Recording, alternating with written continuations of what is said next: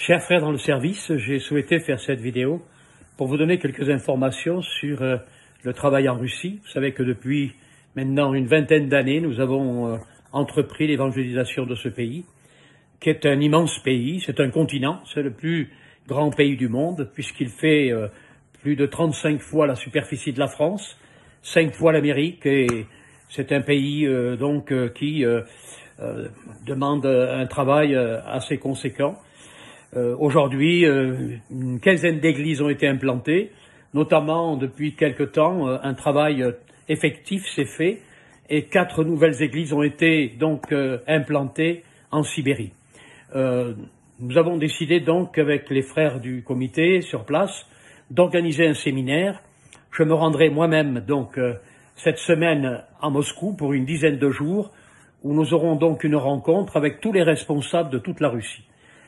J'ai souhaité cette rencontre parce que on ne sait pas de quoi demain sera fait avec la guerre, avec les tensions actuelles, si au fond les frontières ne vont pas se fermer, peut-être définitivement pendant tout ce temps de tension. Mon visa est encore bon puisqu'il est valable jusqu'au 31 mars 2023. J'ai essayé d'obtenir des visas pour quelques collègues qui éventuellement seraient susceptibles de m'accompagner, mais aucun visa n'est accordé actuellement. Cette rencontre que nous faisons va réunir donc l'ensemble des prédicateurs de toute la Russie, notamment de Sibérie, qui viendront donc en avion. Cela nous coûtera bien sûr pas mal d'argent pour les faire venir en avion, mais on ne peut pas les faire venir en train étant donné qu'il faut 4 jours de train pour venir jusqu'à Moscou et 4 jours pour repartir chez eux, ce qui fait une semaine de voyage. On préfère faire le sacrifice et les faire venir en avion. Nous aurons aussi des prédicateurs qui viendront de l'Oural, nous aurons des prédicateurs qui vont venir de la région du Caucase, de la région de Stavropol, de la région de Saint-Pétersbourg, de toute la région de Moscou, bien sûr. Nous avons actuellement, comme je vous le disais, une quinzaine d'églises qui se développent assez rapidement.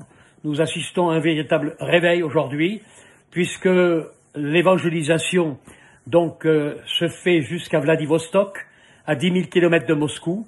Des Roms se convertissent. Nous n'y avons jamais été. Nous n'avons fait aucune évangélisation. Et le fait que certains membres de leur famille se sont convertis en Sibérie, eh bien, ça a permis que l'évangile puisse pénétrer aussi ces familles au bout de la Russie, jusqu'au fond de la Sibérie, jusqu'à Vladivostok, à la frontière de la Corée du Nord et de la Chine.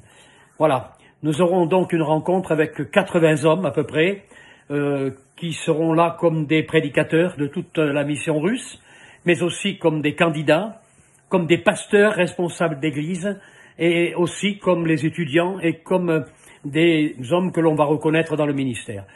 Voilà donc le projet que nous avons.